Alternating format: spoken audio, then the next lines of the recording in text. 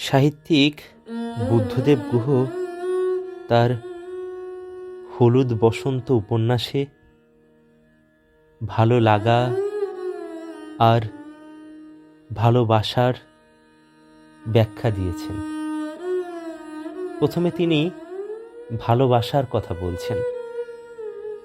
ভালোবাসায় বড় দায়, বড় ঝুঁকি, বড় ব্যথা।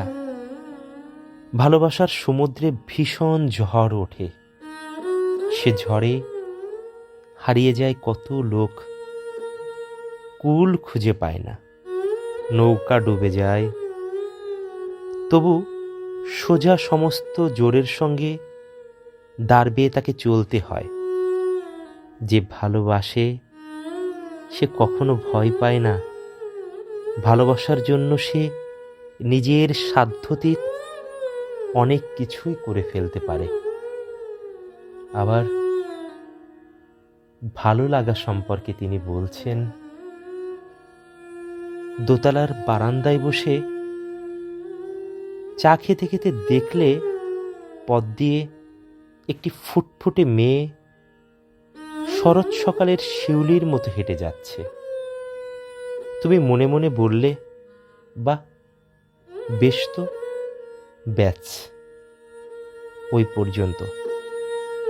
সে যেই মোড় ঘুরল, ভিড়ে হারিয়ে গেল, তোমার ভালো লাগাও ফুরিয়ে গেল।